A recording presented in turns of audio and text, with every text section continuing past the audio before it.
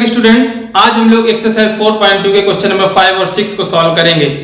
हम quadratic equation chapter पढ़ रहे हैं, यानी कि हमें यहाँ पे क्वाड्रेटिक इक्वेशंस ही बनाना है। क्वाड्रेटिक इक्वेशन का स्टैंडर्ड फॉर्म आपको मालूम होना चाहिए, ax² + bx + c = 0 where a ≠ 0।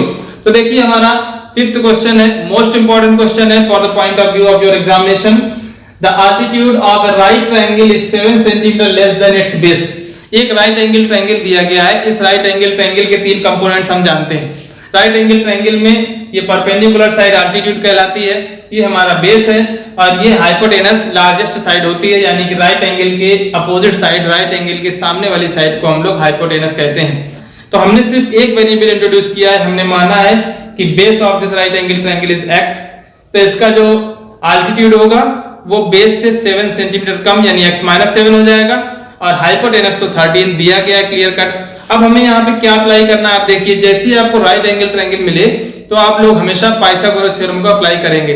Pythagoras theorem equal to हमें मालूम है hypotenuse square equal to base square plus altitude square. इस फार्मूले को हम लोग यूज करेंगे। सबसे पहले हम यहाँ पे लिख देंगे x centimetre, so altitude will be x-7। हमने बेस मान लिया है, x हो जाएगा x-7। अब हम पाइथागोरस थ्योरम अप्लाई करेंगे in right angle triangle by Pythagoras theorem. Pythagoras theorem से हम राइट एंगल ट्रायंगल में लिख सकते हैं AC² is equal to AB² plus BC²। आपको हमेशा याद रखना है, जैसे राइट एंगल ट्रायंगल मिलेगा तो हमें सिर्फ पाइथागोरस थ्योरम ही मालूम होती है। पाइथागोरस थ्योरम से हम यहाँ पे x का रिलेशन निकाल लेंगे। इन तीनों वैल्यूज को जैसे हम यहाँ पे रिप्लेस करेंगे तो ऑटोमेटिक हमें एक क्वाड्रेटिक इक्वेशन मिलेगी। आप देखें AC हमें 13 दिया गया है, 13² इक्वल टू AB हमारा बेस है x² BC है x-7 होल स्क्वायर। 13² 169 हम जानते हैं इक्वल टू x² प्लस यहाँ पे आइडेंटिटी अप्लाई करेंगे a - b whole square equal to a² - 2ab plus b²। a² - 2ab plus 7 का स्क्वायर 49। x² में x² जोड़ देंगे 2x² हो जाएगा माइनस 14x प्लस 49 और इक्वल टू लिखा हुआ 169। 169 को इस साइड ले जाएंगे तो हमें मिल जाएगा 2x² माइनस 14x प्लस 49 माइनस 169 इक्वल टू 0। 49 से 169 को सब्ट्रैक्ट कर देंगे 2x² minus 14x minus 9 - 9 0, 6 - 4 2 and 1 equal to 0। तीनों टर्म्स में जो कोफिशिएंट्स हैं, जो न्यूमेरिकल कोफिशिएंट्स हैं, वो 2 से डिविजिबल हैं। हम 2 से डिवाइड कर सकते हैं x² minus 7x minus 60 equal to 0। आप देखें कि ये हमें क्वाड्रेटिक इक्वेशन मिल चुका है ax² plus bx plus c equal to 0 के फॉर्म में, जहां पे a नॉट इक्वल टू 0 है। अब हमें इस क्वाड्रेटिक इक्वेशन को फैक्टराइजेशन मेथड से सॉल्व करना है, यानी हम 7x को 2 पार्ट्स में स्प्लिट करेंगे। हमें ऐसी 2 नंबर्स चाहिए जिनको सब्ट्रैक्ट करने में 7 आए और जिनको मल्टीप्लाई करने में 60 आए, क्योंकि ये जो c है ये नेगेटिव है, इसलिए हमें ऐसी 2 नंबर्स चाहिए जिनको सब्ट्रैक्ट करने में 7 आना चाहिए। जानते हैं 12 5 = 60 एंड 12 - 5 इक्वल टू 7। तो हम इस 7 की जगह पे 12 - 5 रिप्लेस करेंगे। x² माइनस 7 की जगह पे हमने लिख दिया 12 - 5 × x माइनस 60 इक्वल टू 0। इस माइनस को अंदर मल्टीप्लाई करें, x² minus 12x minus into minus plus 5x minus 60 equal to 0। First 2 terms में x कॉमन है, x - 12 मिलेगा।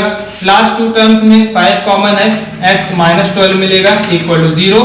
सो x - 12 into x plus 5 equal to 0। जब हम x - 12 इक्वल टू 0 करेंगे तो हमें x इक्वल टू 12 मिलेगा। जब हम x प्लस 5 इक्वल टू 0 करेंगे तो हमें x इक्वल टू -5 मिलेगा। इसको हम नहीं ले सकते हैं, दिस इज नॉट पॉसिबल, क्योंकि जो लेंथ है वो पॉजिटिव इंटीजर होना चाहिए, धनात्मक होना चाहिए। तो ये हमारा पॉसिबल नहीं है। हमें मतलब जो हमारा बेस है, देयरफॉर बेस इक्वल टू 12 हो जाएगा, और जो आल्टीट्यूड था, आल्टीट्यूड हमें दे दिया गया है बेस से 7 कम था, 12 - 7 5 हो जाएगा।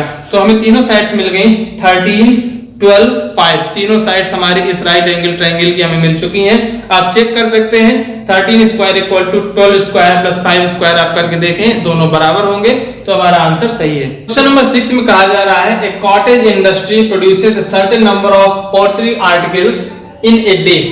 It was observed on a particular day that the cost of production of each article was 3 more than twice the number of articles produced on that day.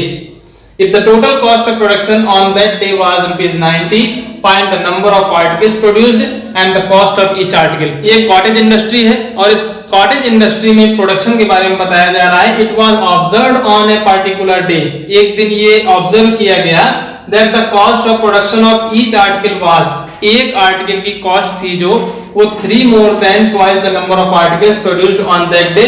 उस दिन जितना प्रोडक्शन हुआ था उन नंबर ऑफ आर्टिकल्स में ही relation बताया गया कि 3 more than twice the number of articles produced on that day.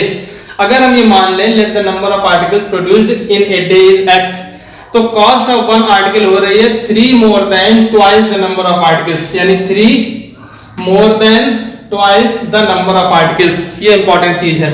हमने माना है कि जो कॉटेज इंडस्ट्री है वो एक दिन में x आर्टिकल्स प्रोडक्शन कर रही है, तो हर एक आर्टिकल की जो कॉस्ट है वो 3 more than twice the number of production on that day है। अगर हम माने कि किसी पर्टिकुलर दिन नंबर ऑफ आर्टिकल्स का प्रोडक्शन था x आर्टिकल्स, तो वहां पे हर एक आर्टिकल की कॉस्ट होगी 2 times number of articles plus 3, यानी 3 more than twice the production of that day.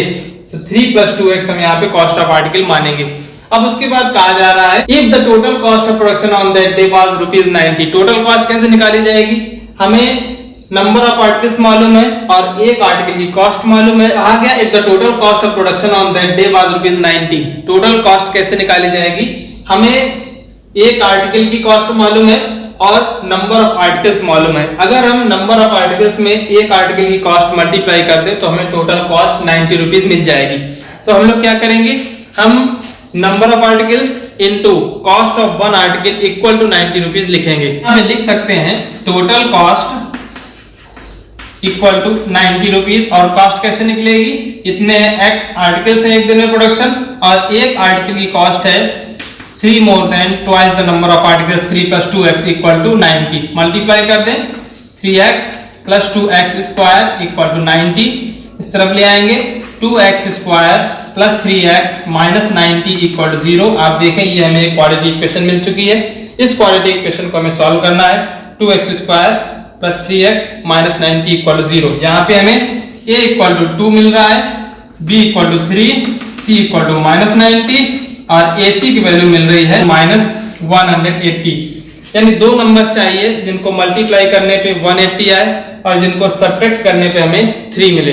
हम जानते हैं 12 into 50 इक्वल टू 180 होगा और 15 minus 12 करेंगे तो 3 मिल जाएगा। तो हम इस 3 की जगह पे 15 minus 12 रिप्लेस करेंगे, हमें इक्वेशन मिलेगी 2x square plus 15 minus 12x minus 90 equal to 0।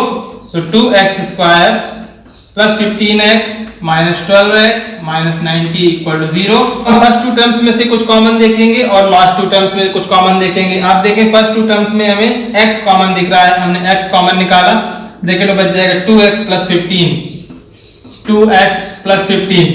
Last two terms है माइनस 12x माइनस 90। ये देखिए 6 से डिविजिबल है, 90 भी 6 से डिविजिबल है, तो हम लोग माइनस 6 कॉमन निकाल लेंगे। माइनस 6 कॉमन निकालने पर हमें मिल जाएगा 6 2 12 यानी 2x प्लस 6 से डिवाइड कर रहे हैं 90 को, तो 15 बच जाएगा इक्वल टू 0। जब हम 2x प्लस 15 कॉमन निकालेंगे तो अब बच जाएगा x minus 6 equal to 0। First bracket 0 करेंगे तो हमें x इक्वल टू माइनस 15/2 मिलेगा। नॉट पॉसिबल, क्यों नहीं पॉसिबल है? क्योंकि ये नंबर ऑफ आर्टिकल्स है, आर्टिकल की नंबर निगेटिव नहीं हो सकती, आर्टिकल की नंबर रेशनल नंबर नहीं हो सकती, तो इट इज नॉट पॉसिबल। और जब हम दूसरा bracket x minus 6 equal to 0 करेंगे तो x इक्वल टू 6 मिल जाएगा। इसका मतलब है कि नंबर ऑफ आर्टिकल्स उस दिन x इक्वल टू 6 प्रोडक्शन हुआ था। अब हमें बताना है कॉस्ट ऑफ वन आर्टिकल, तो आंसर लिख दे therefore number of articles equal to 6 and cost of one article, एक आर्टिकल की कॉस्ट हमने मानी है 2x plus 3, so 2 into 6 plus 3, this is 15। तो नंबर ऑफ आर्टिकल्स है 6 और एक आर्टिकल की कॉस्ट है 15। आप देखें अगर हम 15 में 6 का मल्टीप्लाई कर रहे हैं तो टोटल कॉस्ट 90 रुपीज निकल रही है। इसका मतलब हमारा क्वेश्चन सही है। तो होप आप लोगों को समझ में आ गया होगा।